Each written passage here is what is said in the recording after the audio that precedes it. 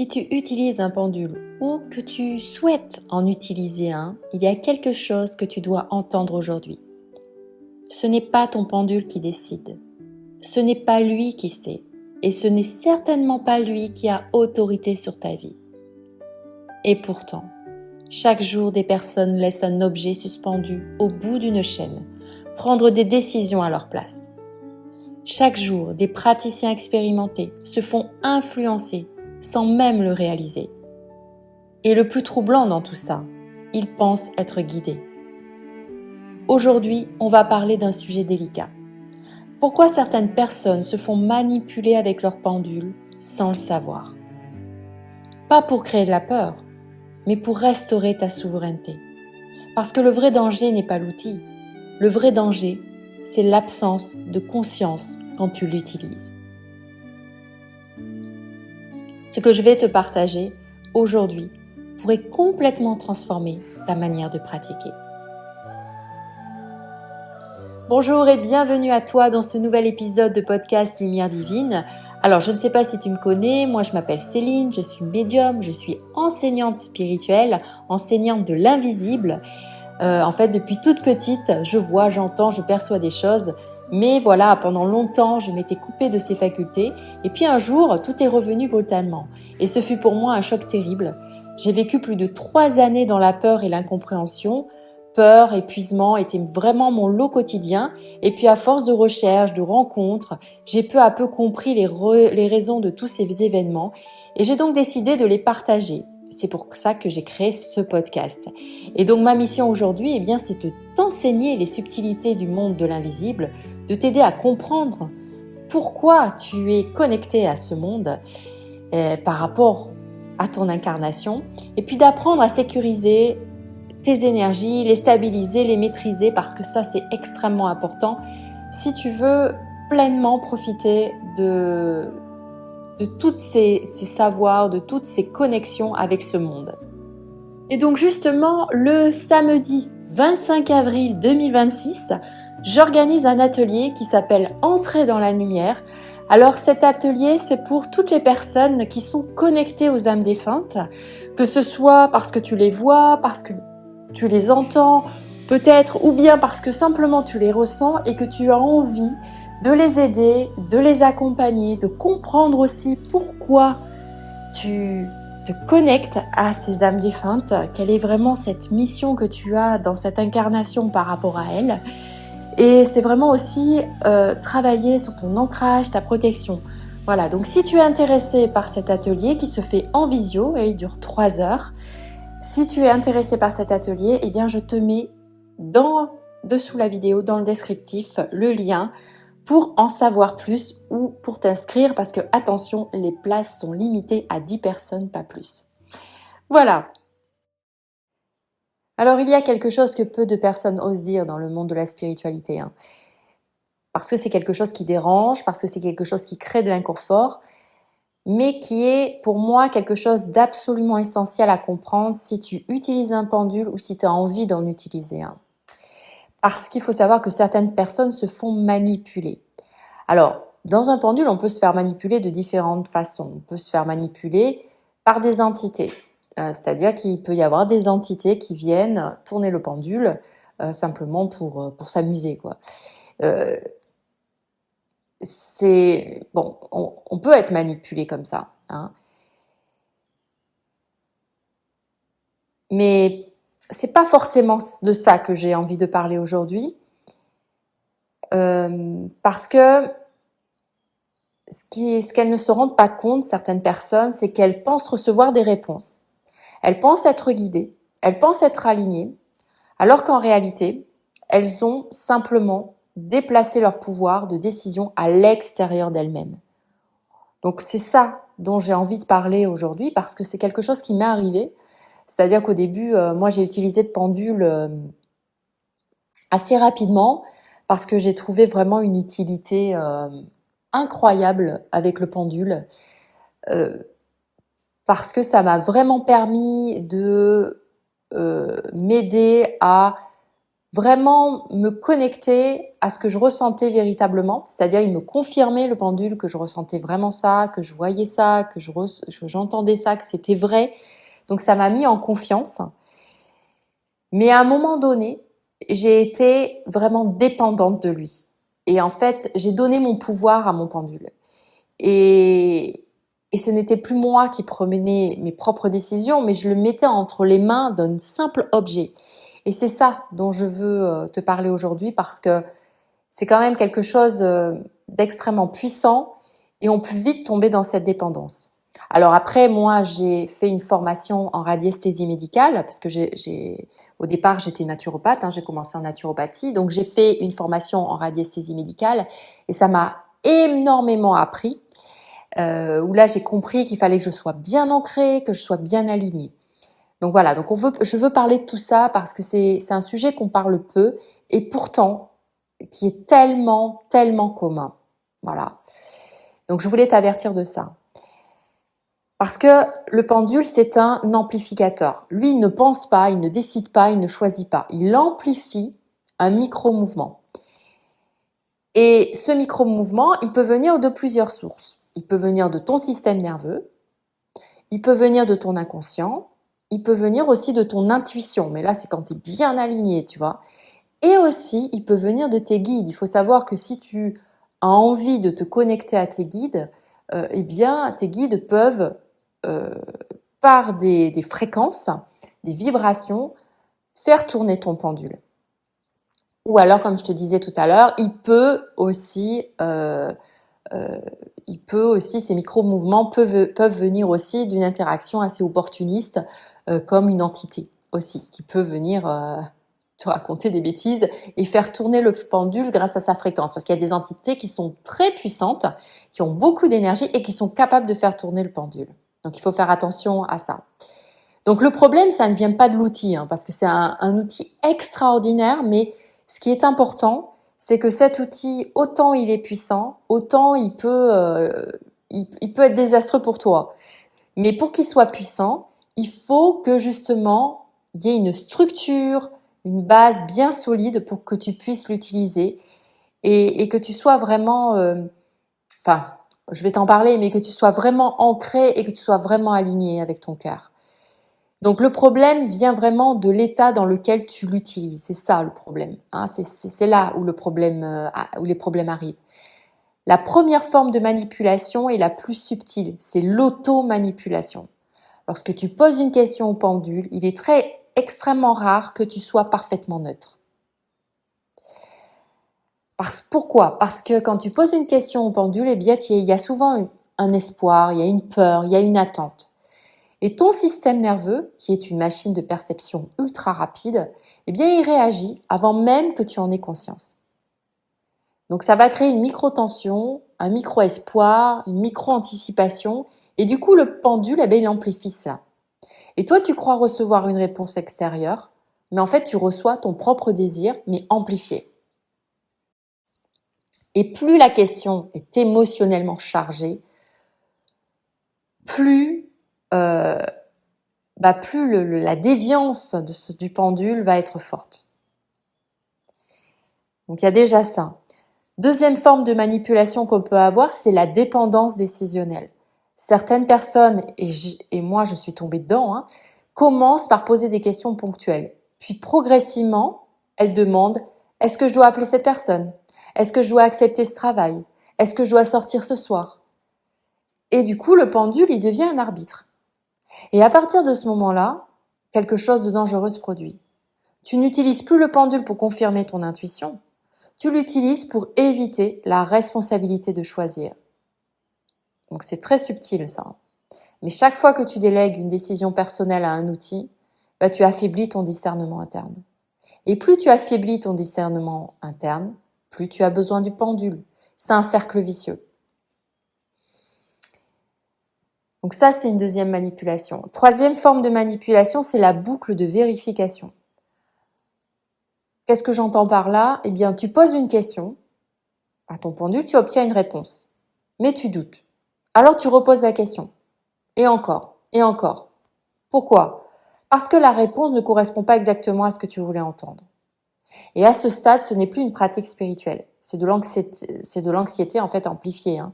Et le pendule devient un catalyseur de ton insécurité. Ça aussi, c'est hyper puissant et il faut faire très attention.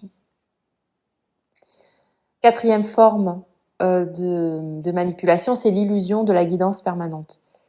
Il est possible que le pendule, comme je t'ai dit, soit guidé par une fréquence subtile lorsque tu es aligné, un guide spirituel par exemple. Ça, c'est possible, il n'y a aucun souci.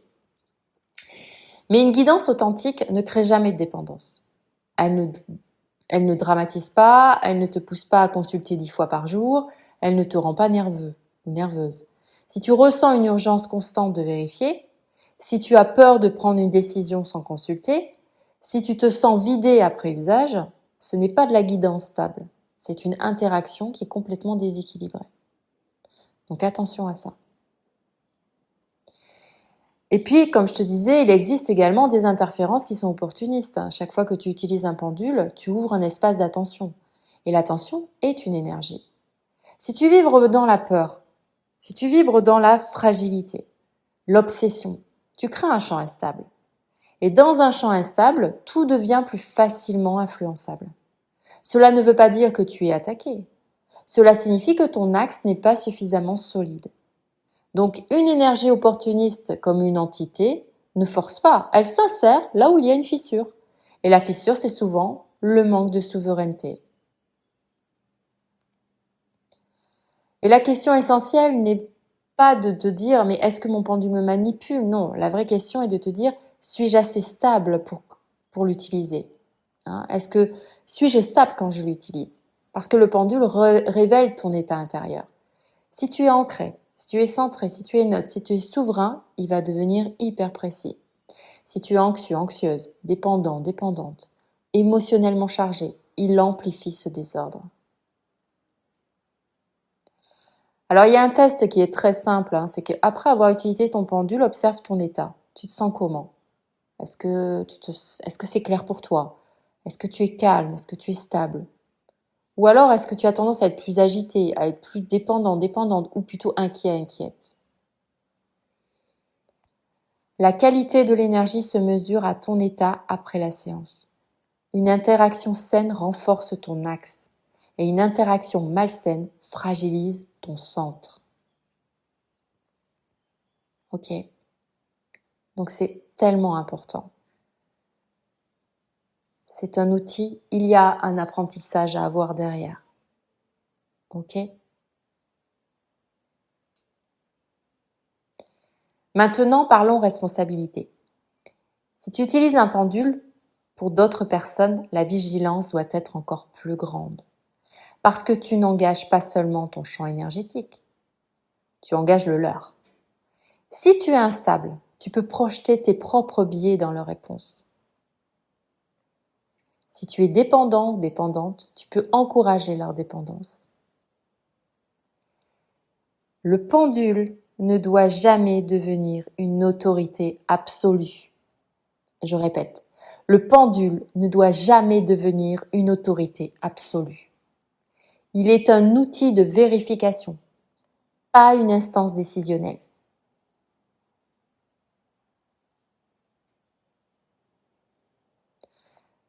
Voici la vérité que peu osent formuler clairement. La manipulation commence au moment où tu cesses d'être souverain. Ce n'est pas l'objet qui te manipule, c'est ton insécurité qui prend le contrôle du processus. Plus tu cherches des réponses extérieures pour éviter de ressentir l'inconfort de l'incertitude, plus tu deviens influençable. La maturité spirituelle, ce n'est pas obtenir des réponses rapides, c'est tolérer l'espace où il n'y a encore de réponse. Un pendule utilisé par une personne stable est un outil remarquable. Un pendule utilisé par une personne instable devient un amplificateur de confusion. Et la différence ne tient pas à la pierre ou au type de pendule, hein. Elle tient à la structure intérieure de la personne qui l'utilise. Donc si tu veux éviter toute forme de manipulation, Voici les règles simples que tu dois appliquer. Première règle, je vais t'en donner 5. Ne jamais poser une question dans un état émotionnel intense. Première chose. Ne jamais consulter compulsivement. Ne jamais déléguer une décision fondamentale. Toujours fermer le canal consciemment. Toujours vérifier ton état intérieur après usage.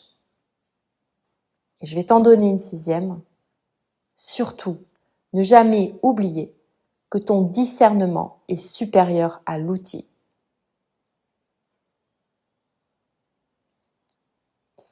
Parce que le pendule, il peut être guidé. Il peut être aussi précis et il peut être aligné. Mais ça, c'est uniquement si tu l'es. L'outil ne va pas remplacer la conscience, il la révèle. Alors si cet épisode et tout ce que je te dis là te bouscule légèrement, c'est volontaire. Parce que la souveraineté spirituelle commence toujours par une remise en question. Quand on travaille avec les énergies, on doit avoir cette souveraineté. Il ne faut pas l'oublier, que c'est nous, et nous seuls, qui créons notre réalité. C'est nous les souverains, pas les énergies.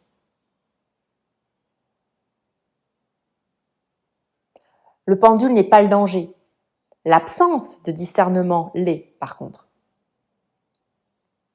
Et la vraie puissance ne consiste pas à faire bouger un objet. Elle consiste à rester centré pendant qu'il bouge. C'est ça la subtilité pour utiliser le pendule et que ce pendule puisse aller à sa pleine puissance.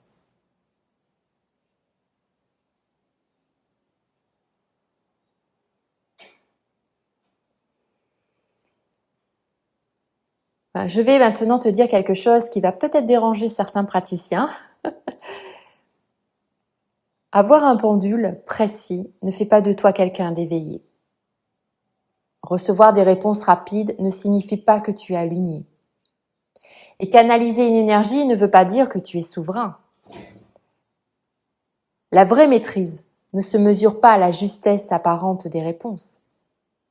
Elle se mesure à ta stabilité quand il n'y a aucune réponse. Beaucoup de professionnels utilisent leur pendule comme une extension de leur pouvoir. Mais si ton identité repose sur le fait d'obtenir des réponses, alors tu es déjà dépendant du résultat.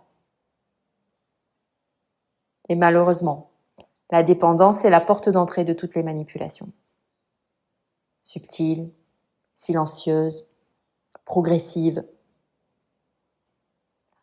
Un praticien solide peut poser une question et accepter que le pendule ne réponde pas. Tandis qu'un praticien fragile aura besoin que ça bouge. Tu vois la différence ? Le niveau vibratoire ne se mesure pas à la communication invisible. Il se mesure à la capacité de rester centré dans le vide. Parce que le vide ne ment jamais. Et si tu ne supportes pas le silence, tu chercheras du mouvement. Et si tu cherches du mouvement à tout prix, quelque chose finira toujours par bouger. Mais ce ne sera pas forcément la vérité.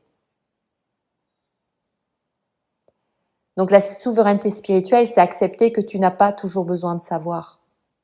Tu n'as pas toujours besoin de vérifier. Tu n'as pas toujours besoin de consulter.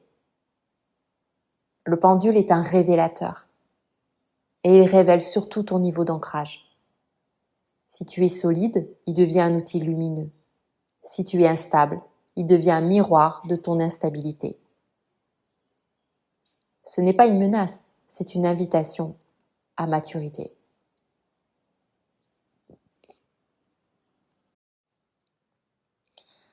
Alors je sais que tout ça, ça bouscule, parce que c'est pas quelque chose dont on parle beaucoup. Et je commence à voir certains qui vont dire, mais alors à quoi ça sert d'utiliser le pendule ?